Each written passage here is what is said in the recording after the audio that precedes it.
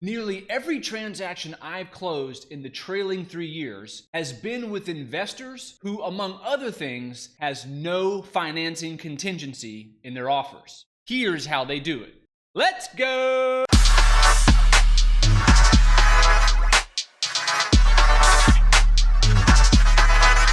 First, let me make clear that I am not advocating for you to do anything whatsoever that will cause harm to you personally. You are watching this video at your own risk, and you need to get the proper guidance to decide whether or not you implement the strategies in this video. I am merely passing along information from what I've observed in the marketplace on how the most elite investors close transactions. Having no financing contingency in offers is not the only thing that wins a buyer the deal, but it is among the traits that keeps them in the dance. Below is a multiple offer spreadsheet that I use to present to sellers when I'm working on an asset for them. Financing contingency is one of the major columns. If you have to have a financing contingency, then you have to use other terms to battle not getting removed from the multiple offer spreadsheet. What I mean by that is you have to have either a substantial price, or you have to have a shorter closing or due diligence period, or you have to have bigger deposits or hard deposits up front.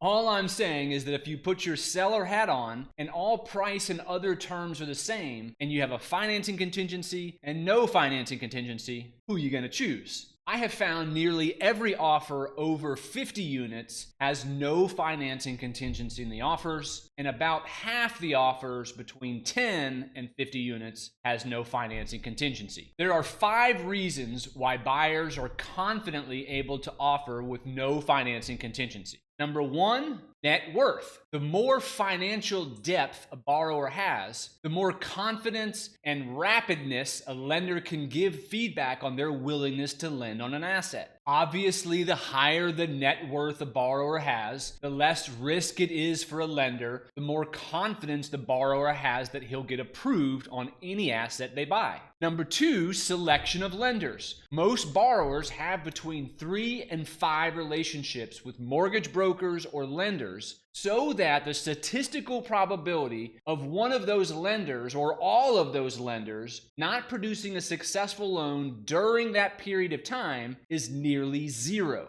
The number 3 reason borrowers are able to offer no financing contingency in their offers is relationship history with those lenders. These borrowers have a deep history with each of these lending relationships, and they have a mutual confidence in each other's underwriting abilities, financial capabilities, track record, appetite for various assets, etc. Number 4, knowledge of the lending process. These borrowers have mastered underwriting standards, appraisal values, approval on timing, and appetite for specific assets from that lender. And number 5, many well-to-do borrowers have a line of credit set up against substantial assets in their portfolio. This allows a borrower to just ask for money from the lender, and the lender just says, "How much?"